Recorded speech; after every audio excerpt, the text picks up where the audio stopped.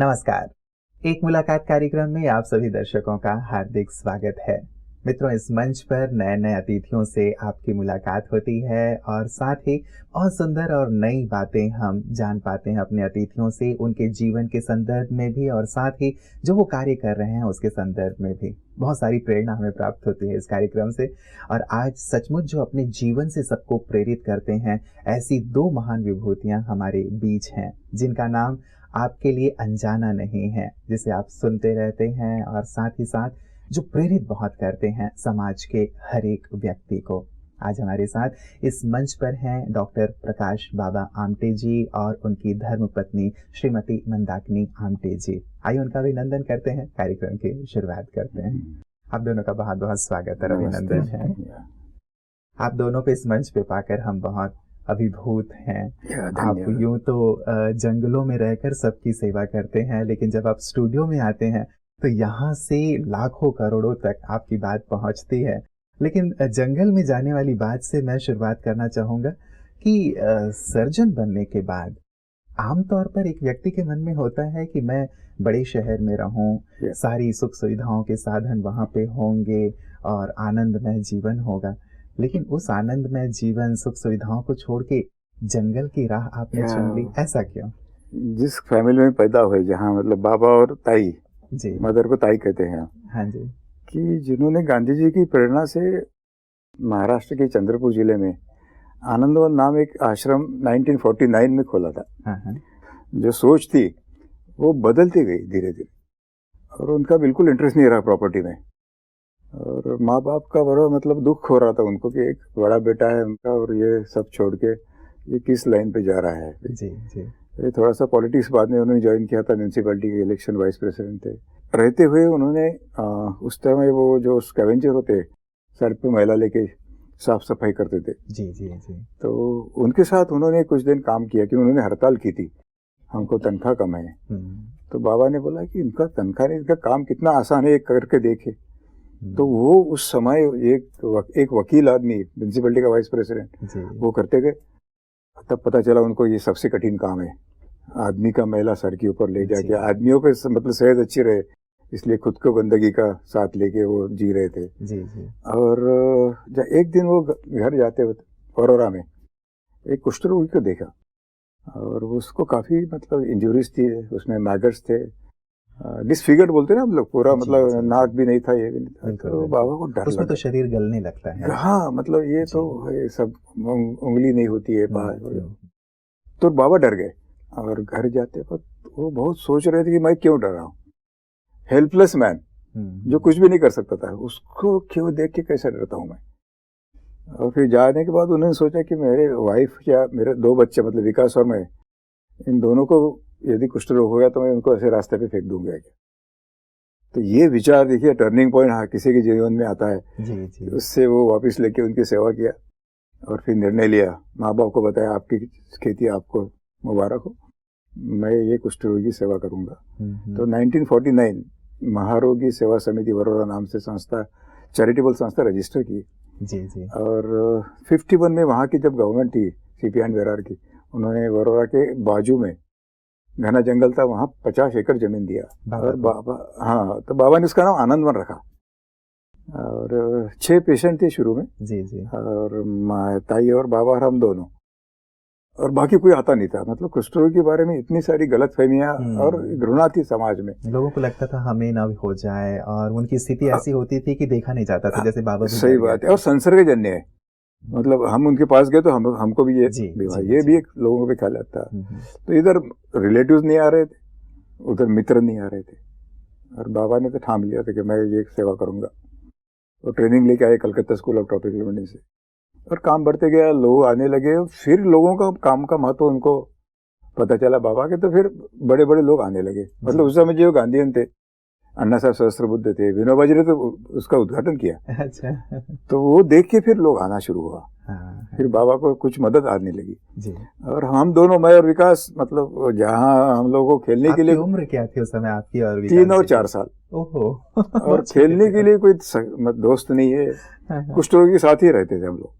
और जैसे बड़े हुए स्कूल में जाना था, तो वरोरा में म्यूनसिपैलिटी का स्कूल था, जैसे यहाँ मजदूरों के बच्चे पढ़ते थे, वहाँ एडमिशन लिया हमने। और कोई एम्बिशन नहीं आगे जाके क्या करना है, वो बच्चे के साथ खेल रहे, वहीं से पढ़ाई कर रहे। ये 15 साल के सोल की उम्र होती है, तो थोड़ा सा सोचने लगा कि आज बाबा का काम बढ़ते जा रहा है और मिलने के लिए ढेर सारे लोग आ रहे हैं यहाँ पे। जी जी। तो हम दोनों की ऐसी इच्छा हो रही कि बाबा के काम में हम लोग आगे बढ़ाएंगे, और ऐसा भी सोचा कि बाबा वकालत करके काम शुरू किया। हम लोगों को यदि मौका मिले तो हम मेडिकल कॉलेज में ट्रेनिंग लेके आएंगे एमबीबीएस होके, ताकि इनकी अच्छी तरह सेवा मतलब साइंटिफिक। बिल्कुल। हाँ, तो इसीलिए हम दोनों ने ऐसा डिसाइड किया। हम दोनों एक ही क्लास में थे, उम्र में ज्यादा फर्क नहीं था, इसलिए पहले से। तो सौभाग्यवश हम लोगों को नागपुर के मेडिकल कॉलेज में प्रवेश मिल गया। मतलब आजकल जो लोग कोशिश करते हैं, ट्यूशन लगाया, पैसा भी बहुत लगता है, इसके बावजूद बिना करे हम दोनों को सीधा एडमिशन मिल गया 66 में, 1966। तो बाबा और ताई को बड़ा अच्छा लगा कि लाइन में लग गए वो जी। आगे क्या करेंगे वो तो आगे का सवाल था, लेकिन कम से कम एक लाइन लग गई। तो वहाँ नागपुर में कोई हम लोगों को ज्यादा मिक्स नहीं हो पाए, क्योंकि वहाँ अमीरी को बेटे उसी पढ़ाई कर रहे थे, बाकी तो रिजर्वेशन वाले थे, तो हम लोग दोनों में नहीं बैठते थे। तो वहाँ पे अकेलापन था, लेकिन एक एक एग्जाम पास होते हुए जी। और 1970 फाइनल एमबीबीएस का एग्जाम दिया। हम दोनों घर आ गए थे, रिजल्ट की राह देख रहे थे, तो बाबा के दिमाग में आया चलो पिकनिक को जाएंगे। ये देखिए टर्निंग पॉइंट बाबा के जिंदगी में जो आया था, उन्होंने महारो की सेवा समिति स्टार्ट किया जी जी। ये पिकनिक घर के लोग थे हम लोग, मैं, विकास, माँ, बाप और तीन चार और साथी भमरागढ़ जाएंगे बोले कि वहां से 250 किलोमीटर है, और नाम भी सुना नहीं था, बहुत घना जंगल है। और जंगल में जाना तो बड़ी खुशी होती है लोगों को, 2 दिन के लिए तो आनंद से जाते जी। तो एक पिकअप वैन में हम सबको बिठाया, उन्होंने सामान रखा उसमें खाने पीने का, मतलब 250 किलोमीटर के 3 दिन लगे। इतना रास्ता, हाँ इतना रास्ता खराब था, बीच में नदी नाले, जिसके ऊपर पुलिया नहीं था, तो वो रिवर बेड से जाना पड़ता था। जहाँ रात होगी वहां रुक गए, 2 रात हम जंगल में रुके। फिर तीसरे दिन जैसे भमरागढ़ गए तो बड़ा अच्छा लगा, त्रिवेणी संगम है जी, तीनों नदी आप देख सकते वहां से, और पानी बड़ा स्वच्छ है, जंगल से आ रहा है पूरा पहाड़ी से। और बाबा ने बड़ी अच्छी जगह लाया, हम लोगों को बड़ी खुशी हो गई। दूसरे दिन बोले यहाँ आए तो हम लोग जाके परिसर देखेंगे, यहाँ क्या चल रहा है यहाँ का। तो आदिवासी रहते हैं बोले इस एरिया में, तो पहले गांव में जैसे गए हम, तो जैसी गाड़ी आ गई तो वहाँ के जो गोधन होता है ना, गाय वगैरह, उन्होंने कभी गाड़ी का आवाज नहीं सुना, तो वो डर के मारे जंगल में भाग गए। और आवाज सुन के सब झोपड़ी में से आदिवासी, मतलब औरत, मर्द और बच्चे बाहर आ गए, और वो देख रहे कौन आए। और उनके आंख पे तो कपड़ा तो है, लेकिन स्वेटर है, ऊपर शाल है, क्योंकि ठंड का मौसम था जी, दिसंबर महीना। और हम लोग सामने देख रहे थे, उनके ऊपर लंगोटी है, बच्चे पूरे नंगे। तो ये थोड़ा सा अजीब लगा, मतलब ये इतने ठंड में ये कैसे रहते होंगे। और जैसे नजदीक गए तो सब जंगल में भाग गए, तो गांव में जंगल में होता है जी जी। फिर ऐसा अजीब लगा, मतलब ये ऐसा कैसा है, इनके मन में इतना डर क्यों है। जंगली जानवरों के प्रति आदमी से डर रहता है, वो ठीक है। हाँ, तो ये आदमी आप और हमारे जैसे, बिल्कुल। उन्होंने पहली बार ऐसे इंसान देखे होंगे शायद। हाँ, मतलब यहाँ पहले देखोगे तो उसका अनुभव मतलब बुरा रहा होगा, तो ये इनसे दूर ही रहना अच्छा है। हाँ, मतलब कपड़े वाले से दूर रहना चाहिए। ये सिविलाइज, हाँ, हमने सिविलाइज कहते ना खुद को, सुसंस्कृत, तो इनसे अनुभव शायद उनको विपरीत अनुभव रहा होगा, तो इसलिए दूसरे गांव में गए, वही अनुभव। 3-4 गांव में दूर दूर जाके हमने देखा, तो कोई किसी से कम्युनिकेशन नहीं हो पाया, कोई रुका ही नहीं। एक आध आदमी रुका, दौड़ नहीं सकता, तो उससे बात करो तो भाषा का प्रॉब्लम, आदिवासी बोली भाषा है, हमको तो कुछ नहीं आता था, उनको मराठी हिंदी नहीं आ रही थी। शाम को आके फिर अपने डेरे पे संगम पे आके बैठे, अंगार लगाई, और बड़े से विचार मग्न अवस्था में सब बैठे। इंप्रेशन रहती ना दिन भर के दिमाग में। और फिर बाबा ने बोल देखा कि अब कोई बात नहीं कर रहा है, तो वो खुद से बात कर रहे थे, लाउड थिंकिंग, कि आप दोनों अभी डॉक्टर बनने वाले, रिजल्ट ही आने का था, और आनंदवन अभी काफी लोगों को तक पहुंच गया है जी, मदद भी आ रही है। तो मेरी ऐसी इच्छा है कि ये जो आदिवासी है, जिनको माड़िया जमात कहते हैं, primitive tribe, one of the most primitive tribe of India, इनके लिए मैं कुछ करूं। उम्र 60 के करीब जा रही थी, और खेती सिखाऊं उनको, या कुछ व्यवसाय प्रशिक्षण दूं। तो तुरंत मेरे दिमाग में बाबा का पिकनिक का मकसद क्या था। तो विदाउट थिंकिंग, जैसे बाबा रुक गए तो मैंने बोला बाबा यदि आप ये काम शुरू करेंगे तो मैं ये आगे बढ़ाऊंगा। बस एक लाइन, ये second turning point in Amte family. हाँ, तो बाबा बड़े खुश हो गए, उनके आंखों में चमक आ गई कि बिना बोले बिना बताए ये आदमी, इसने अपना शब्द दिया। जी जी जी, ये तो मतलब वर्बल था। तो क्या फिर जैसे ही रिजल्ट आया आप तुरंत ही वहाँ? हाँ, ये देखिए मतलब ये सब अपने डेस्टिनी है। रिजल्ट आया, पास हो गए जी, और हम लोगों ने गवर्नमेंट ऑफ महाराष्ट्र को अर्जा किया कि इस भमरागढ़ एरिया में 50 एकड़ जगह दीजिए जहां हम अस्पताल खोलेंगे, उसके लिए स्कूल खोलेंगे, यहाँ खेती प्रशिक्षण देंगे। तो गवर्नमेंट रिप्लाई देती नहीं। ब्यूरोक्रेसी में ऐसा होता है कि आप जैसे उनके पीछे नहीं पड़ते तो रिप्लाई नहीं आता। तो हमारी इंटर्नशिप भी खत्म हो गई जी। तो क्या करें फिर, अभी जगह नहीं मिली, निर्णय तो हो चुका था। तो फिर पोस्ट ग्रेजुएशन ज्वाइन किया। तो जो होता है वो अच्छे के लिए होता है, मैं हरदम बताता हूँ। वो पोस्ट ग्रेजुएशन करते समय मेरी मंदाकिनी देशपांडे से मुलाकात हुई। हम दोनों एक ही कॉलेज के हैं थे, लेकिन वो सीनियर थी मुझे। 200 बच्चे एक क्लास में रहते थे, बैच 200 की थी। तो 5.5 साल हम इकट्ठा थे, लेकिन हमारी पहचान नहीं थी। तो मैं सर्जरी में पोस्ट करने को गया, तो ये एनेस्थीसिया करने के लिए आई।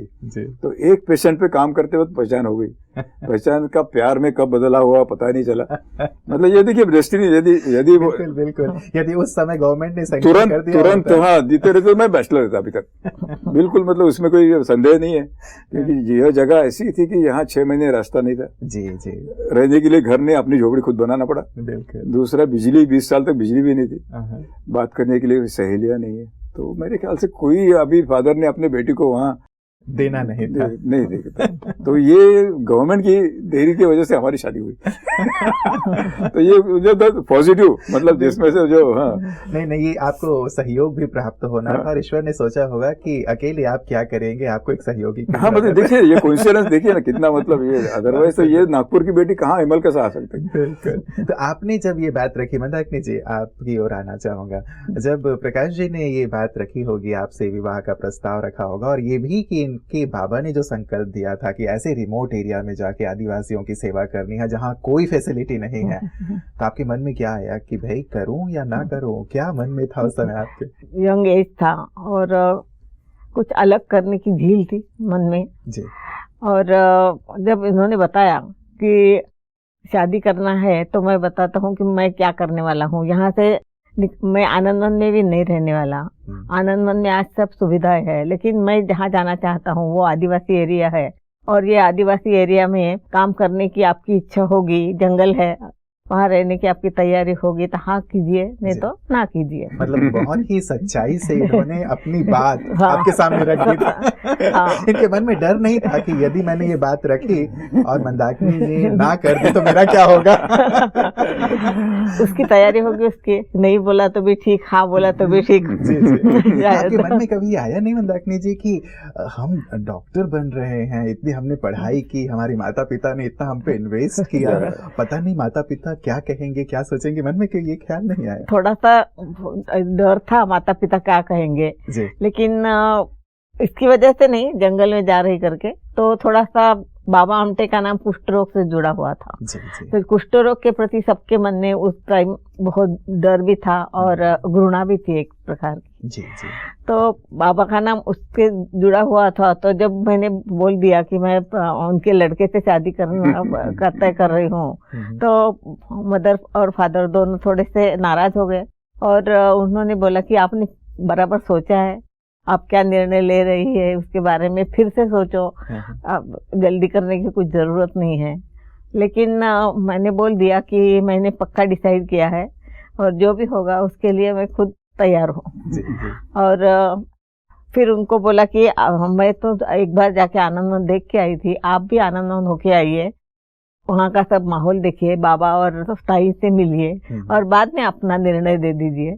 तो फिर उन्होंने भी डिसाइड किया कि अपनी लड़की सुनती नहीं है तो अपने को भी जाना पड़ेगा और जाके देखना पड़ेगा कि कहाँ रहने वाली है, किसके साथ रहने वाली है और क्या करने वाली है वहाँ। तो वो भी बाबा से पत्र व्यवहार करके आनंदवन आए और आनंद का सब माहौल उन्होंने देखा, वहाँ की सब परिस्थिति देखी, तो उनको लगा कि ठीक है, कम से कम यहाँ तो भी तो ठीक है बिल्कुल। तो उन्होंने परमिशन दे दी शादी के लिए और फिर 72 दिसंबर में हमारी शादी हो गई। और शादी के बाद तभी भी जगह मिली नहीं थी, तो हम दोनों ने पोस्ट ग्रेजुएशन ज्वाइन कर लिया था और वो चल रहा था जी। बाद में मेरा 1 साल का डिप्लोमा था एनेस्थीसिया का, वो हो गया। फिर आगे वहाँ नागपुर में नहीं था तब एमडी वगैरह, तो मैंने डिसाइड किया कि लेक्चरशिप कर लूँ। तो मैं मेडिकल कॉलेज में मुझे जगह खाली थी तो लेक्चरशिप मिल गई, वो ज्वाइन कर ली क्योंकि इनका होने का था, जगह भी मिलने की थी। बाद में जब जगह मिली तब इन्होंने डिसाइड किया कि मैं अभी पोस्ट ग्रेजुएशन छोड़ देता हूँ और चला जाता हूँ वहाँ। तो आप भी इनके साथ साथ वहाँ हो नहीं, तब मेरे को बहुत गुस्सा आया कि बीच में क्यों छोड़ रहे करके, और 6 महीने बीच में छोड़ दिया इसलिए गुस्सा आया क्या। और 6 महीने में और 6 महीने में पूरा हो जाता था उनका डिग्री भी, तो डिग्री पूरा करके क्यों नहीं जाए, हम दोनों बाद में साथ में जाएंगे। तो उन्होंने सुना नहीं और वो चले गए। तो मैंने भी रिजाइन किया फिर और वहाँ उनके साथ ज्वाइन किया। जी, मतलब दिल में इनके इतनी भावना, सेवा भावना थी कि ये डिग्री से ज्यादा इम्पोर्टेंस इन्होंने उन गरीबों को दिया जिनको सचमुच इनकी आवश्यकता थी। वहाँ जाने के बाद मंदाकिनी जी, क्या जीवन बिल्कुल सहज था या बहुत कठिनाइयाँ हुई जब आप वहाँ पहुंचे? पहली बार जब गए तब दिखा कि सब जगह सिर्फ पेड़ है और कुछ भी नहीं है। बाद में बाबा ने, आप लोगों ने खुद बनाई या कुछ बना? एक छोटी सी बाबा पहले गए थे जी। तो जाने के बाद उन्होंने 2 टीन शेड बनाए थे, एक रहने के लिए शेड और एक अनाज रखने के लिए और खाना पकाने के लिए जी। बाकी कुछ नहीं था। बाकी के जो 2-4 कार्य करते थे वो अपना अपना बाम्बू का बना रहे थे, टाटवा लगा के छोटे छोटे रूम्स जैसा बना रहे थे, और ऊपर में ये अपना सिंधी करके जो घास आता है जी, उसका छप्पर बना रहे थे। तो फिर हमने भी डिसाइड किया अपने लिए भी अपने को बनाना पड़ेगा, क्योंकि बाकी तो सब बैचलर थे, हम दोनों ही शादीशुदा थे, एक ही फैमिली थी। फिर हम लोगों ने भी जंगल से सब घास लाना और मिट्टी लाना और बाम्बू ला के उसके ये बनाए, और खुद का झोपड़ी हम लोगों ने वहीं बनाया जी, सभी लोगों की मदद से। कुष्ठ रोगी भी कोई कुछ आए हुए थे आनंद से, उन्होंने हमें मदद किया और हमारा झोपड़ी भी बन गया। सब लोग इकट्ठा खाना खाने लगे क्योंकि वहाँ कुछ मिलता ही नहीं था, जो भी सामान था वो सब आनंद से लेके आना पड़ता था। और 6 महीना तो फिर कट ऑफ रहता था, फिर दाल चावल रह सकता था, क्योंकि अपन रोटी बनाने के लिए जो आटा रखते थे उसमें सब ये हो जाते थे, दीमक लग जाती थी, कुछ कीड़े हो जाते थे, तो खाने लायक नहीं रहता, कड़वा हो जाता था। तो फिर हम लोगों ने डिसाइड किया कि दाल चावल खाएंगे। कभी इच्छा हुई कि अपन रोटी खाएंगे तो हाथ से वो पीसने वाला जो ये रहता था, वो चक्की, हाथ की ग्राइंडर जैसे, हाँ। तो क्योंकि इलेक्ट्रिसिटी भी नहीं थी तो इलेक्ट्रिक चक्की का कुछ यही नहीं था, तो हाथ से पीसते थे इतवार के दिन सुबह जल्दी उठ के, और उस दिन हम रोटी बनाते। बाकी दाल चावल रहता था, और सब्जियां ने प्याज और आलू रह सकते थे, तो एक दिन प्याज की सब्जी बनाना, दूसरे दिन आलू की बनाना, ऐसा ही चलता था, कभी मिक्स बनाना। इतनी तकलीफों में क्या कभी ऐसा विचार आया कि अरे मैं कहाँ आ गई? ऐसा तो नहीं आया? ऐसा नहीं आया विचार, कुछ तो भी मतलब एक था कि ये लोग, हम लोग जिनके लिए काम करने के लिए गए, आदिवासियों के लिए, और हमारे साथ में कुछ वॉलंटियर्स आए थे बाबा की प्रेरणा से, वो भी सिटी से थे, और इकट्ठा एक फैमिली जैसे हम लोग, जैसे घंटी बजती थी तो सब साथ में खाना खाते थे। खाने के लिए यही था, दाल चावल और या मिर्ची बहुत खाते थे तब, मतलब वो थोड़ा सा टेस्ट के लिए। तो फिर हम लोग ऐसे आनंद से खा रहे थे।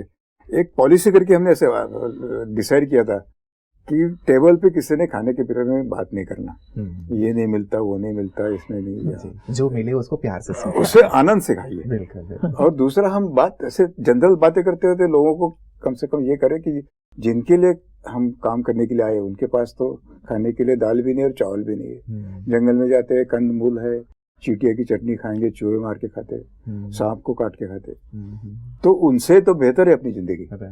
जो भी है दाल चावल पेट भर मिलता है, तो कहीं कंप्लेंट करने का सवाल ही कहाँ था। इस तरह से मतलब मानसिकता तैयार करी, बात करते करते। तो ये सारी चीजें फिर हमें मतलब वो नहीं लगी कि हम कुछ कठिनाई।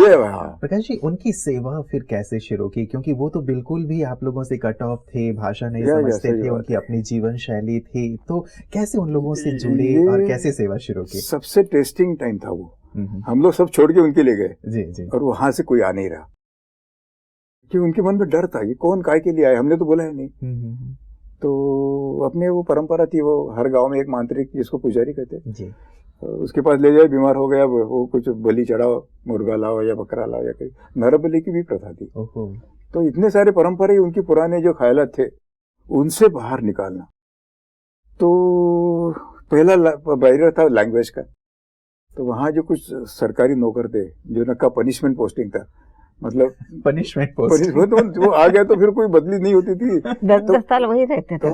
तो भाषा थोड़ी आने लगी, और उनको जब पता चला कि 2 डॉक्टर यहाँ झोपड़ी में आए हैं तो उनको कुछ बीमारी आ गई तो आ जाती तुरंत। जी जी। तो आने के बाद उसने पहले उनसे भाषा सीख ली। उसका जो बोली भाषा है, नाम को क्या कहते हैं, बीमारी को क्या कहते हैं, मतलब अलग अलग शब्द लिख के एक डिक्शनरी तैयार किया। और हर गांव गांव घूमते गए हम, ये परंपरा है जब देखी तब उसके पता चला कि ये मंत्र तंत्र में कोई शक्ति नहीं होती, ये मानसिक आधार मिलता है उनको। जी जी।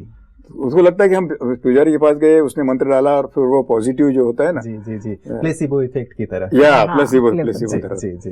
तो लेकिन जो सभी बीमारी वो ठीक नहीं कर सकता, तो वो बोलता था कि हमने प्रयास किया, आप हाथ जोड़ता हूँ मैं, ये भगवान की मर्जी, इसको ले जाइए।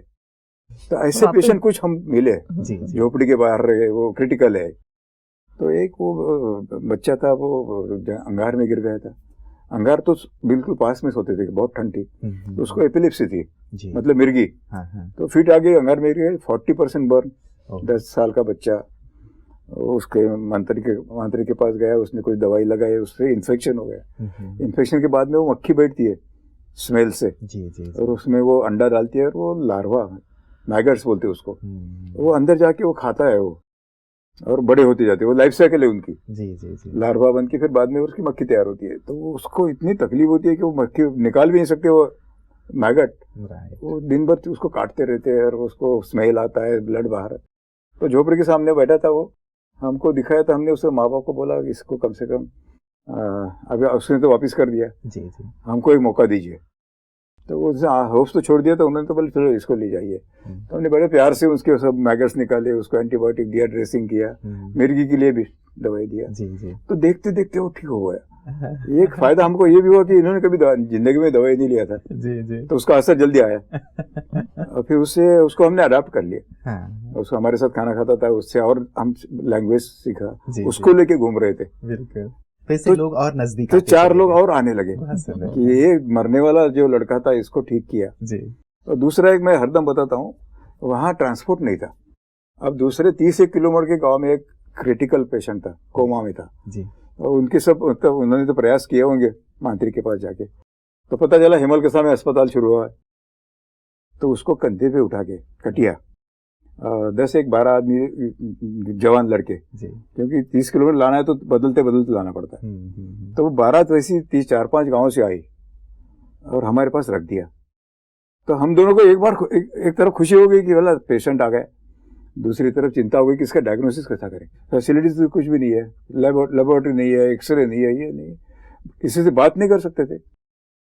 तो किताबें खोली, कोमा के क्या क्या रीजन हो सकते हैं, दोनों ने आपस में चर्चा की, फिर डिसाइड किया कुछ तो डायग्नोसिस करना पड़ेगा।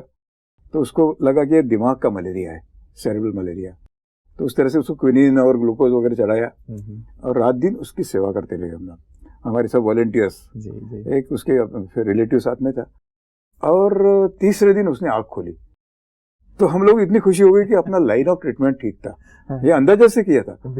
और 5वें दिन वो खड़ा हुआ, कटिया कंधे पे लिया और पैदल चलते हुए गया। अब ये देखिए आप कि वो जो आदमी ऐसा प्रोसेशन में आया था, जी जी जी, कोमा की स्थिति में आया, हाँ, हॉरिजॉन्टल आया, तो जाते हुए वर्टिकल गया। तो इससे काफी असर हुआ। जी जी जी। और लोगों के मन में एक विश्वास होगा कि उदाहरण से आया, बिल्कुल, कि यहाँ पे जो आए हैं, जो कार्य कर रहे हैं, हमारे लिए कर रहे हैं, ये एक अपनापन होना बहुत जरूरी था। चलिए, आप दोनों यहाँ आए और सुंदर संदेश हमारे दर्शकों को दिया है। निश्चित रूप से ये जो लम्हे हैं, जो हमारी बातें हुई हैं और हमारे दर्शकों ने भी आप दोनों को सुना है, ये पूरे जीवन के लिए उन्हें बहुत प्रेरित करेगा, आगे बढ़ाएगा, ऐसी हम कामना रखते हैं। और साथ ही आप दोनों भी इसी प्रकार और भी समाज की सेवा करें और दीर्घायु हो, शतायु हो, ऐसी हमारी कामना है। यहाँ आने के लिए, हमसे बात करने के लिए आप दोनों का बहुत बहुत शुक्रिया। बहुत बहुत धन्यवाद।